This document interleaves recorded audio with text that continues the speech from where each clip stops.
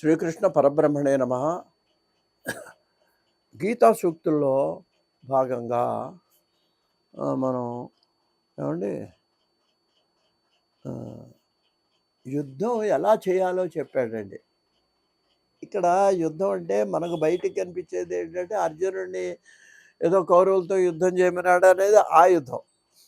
ఈ యుద్ధానికి రెండో అర్థం కూడా ఉందండి. సంసార యుద్ధం. కుటుంబంలో మనం ధైర్యంగా మనకి ఎన్నో కష్టాలు ఇబ్బందులు వస్తుంటే వాటిల్లో కూడా యుద్ధం. వాటిల్లో కూడా నిలబడాలి, పారిపోకూడదు. పారిపోకుండా ధైర్యంగా మనం గమ్యాన్ని చేరాలి. మనం అనుకున్న సాధించాలి. పిల్లల్ని పెంచాలి.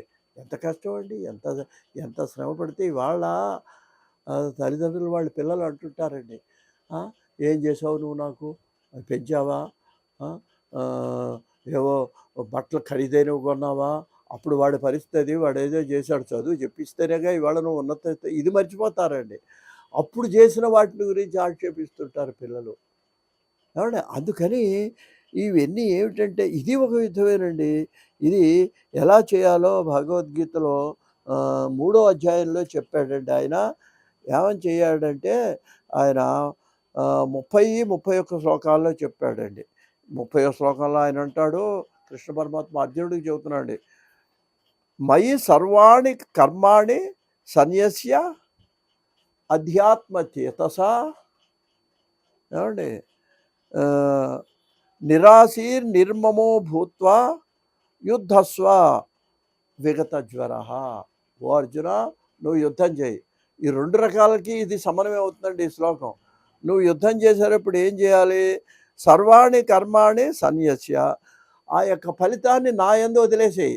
నేను కృష్ణుడండి భగవద్గీతలో ఇక్కడ రాముడు ఎక్కడా నేను దేవుడు అని చెప్పుకోలేదండి. రామాయణంలో శ్రీకృష్ణుడు డైరెక్ట్గా నేను అని చెబుతున్నాడు. నేను అంటే నేను భగవంతుడిని అని చెప్పాడు. ముఖ్యంగా భగవద్గీతలో చాలా చోట్ల నేను అని చెప్పాడు ఆయన. అక్కడ భగవంతుడిని నేనే అని ప్రత్యక్షంగా చెప్తున్నాడు కృష్ణ పరమాత్మ. ఇక్కడ అంటున్నాడు మయ్యి అంటున్నాడు. మయ్యి అంటే అర్థం ఏంటి?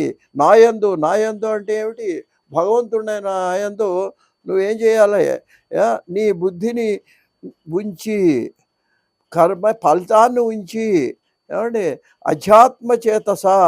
అధ్యాత్మచేతస అంటే అర్థం ఏంటనమాట? ఆధ్యాత్మిక బుద్ధితో. అంటే ఏంటి? అందరూ సమానం అనేటువంటి భావనతో, ఏమండి నిరాశి నిర్మమో భూత్వా. ఇవో యుద్ధం చేస్తున్నావు, చేసేటప్పుడు ఆశ పెట్టుకోవద్దు. నేను విజయం పొందాలి, మా అన్నగారిని పట్టాభిషేకం చేయాలి, ఇవన్నీ లోపల ఆశలు. ఆ ఆశ వద్దు నీకు. మమకారము వద్దు. మమకారం ఉంటే మళ్ళీ నువ్వు యుద్ధం చేయలేవు. ఫస్ట్ అసలు భగవద్గీత అందుకే కదా చెప్పింది, మా తాతగారిని ఎట్లా చంపాలి, మా బంధువులను ఎలా చంపాలి అని ఏడవటం మొదలెట్టాడు అర్జునుడు. అక్కడ మమకారం, మోహం. అందువల్ల ఇక్కడ ఈయన ఏం చెబుతున్నాడు? నువ్వు యుద్ధం చేసేటప్పుడు ఆశ వదిలేసేయి. నిర్మమ, మమ అంటే మమకారం, మమకారాన్ని వదిలేసి ఆశ వదిలేసి, ఈ రెండు వదిలేసేసి యుద్ధం చేయాలి. యుద్ధం చేయి అంతే. యుద్ధస్వ. ఇంకొక లక్షణం కూడా చెబుతున్నాడు అండి, విగత జ్వర. విగత జ్వర అంటే అర్థం ఏంటనమాట? సంతాపములా చేసేటప్పుడు ధైర్యంగా చెయ్యి, బాధపడద్దు, విచారం పడద్దు, నీ ధర్మం నువ్వు చెయ్యి. ఆ విధంగా నువ్వు యుద్ధం చేసినట్లయితే ఏమవుతుందయ్యా? పుణ్యపాపాలు నీకుండవు, నేనే నిన్ను కాపాడుతాను అని చెప్పాడు. ఇదండి ఇలా యుద్ధం. ఇప్పుడు సంసారంలో కూడా అంతే. ఈ సంసారంలో ఈ బంధువులు, భార్య, పిల్లలు వీళ్ళందరున్నారు. వీళ్ళందరితో యుద్ధం చేయాలంటే ఏం చేయాలి? వాళ్ళ మీద పూర్తిగా ఆశలు పెట్టుకోకూడదు. ఆశలు పెట్టుకుంటే తర్వాత పెద్ద అయిన తర్వాత వాడు చూడలేదని బాధ. ఏమంటే మమకారాన్ని పెంచుకోకూడదు. మమకారం ఉంటే ఎప్పుడు పలకరించకపోతే, చూసావా నా పిల్లలు 10 రోజులైనా నాకు ఫోన్ చేయట్లేదని బాధపడతాం. ఇవన్నీ వద్దండి. నిర్మమో నిరాశి నిర్మమో భూత్వా, ఏమండి విగత జ్వర. విగత జ్వర అంటే అర్థం ఏంటనమాట? వాళ్ళ యందు ఏ విధమైనటువంటి బాధ లేకుండా నువ్వు గనక యుద్ధస్వ. యుద్ధస్వ అంటే అర్థం ఏంటనమాట? నువ్వు ఈ సంసారంలో జీవితాన్ని సాగించినట్లయితే అప్పుడు ఏమవుతుందట? ఇది ఏమే మతమిదం నిత్యం, ఇది నా మతం అయ్యా అని చెప్పాడండి కృష్ణ పరమాత్మ. మతం అంటే ఏంటి? కృష్ణ మతం అంటే అది. ఈ విధంగా ఎవరైతే యజమాని వద్ద సేవకుడు పనిచేసినట్టండి. సేవకుడు పనిచేసినట్టు కష్టపడి పనిచేస్తాడు, కానీ ఆ వస్తువులు అవి తనవిగా భావించడు, మళ్ళీ అక్కడే పెడతాడు వెళ్ళేటప్పుడు. మన జీవితం కూడా అంతే.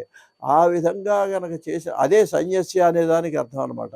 ఆ విధంగా గనక మనం చేసినట్లయితే మనం ఈ కర్మబంధాల నుంచి విముక్తి పొందుతాము. ఈ సంసార యుద్ధంలో విజయాన్ని పొందడం అంటే అదే మోక్షాన్ని పొందగలుగుతాం, విముక్తిని పొందగలుగుతామని భగవద్గీతలో తెలియజేయటం జరిగింది. స్వస్తి.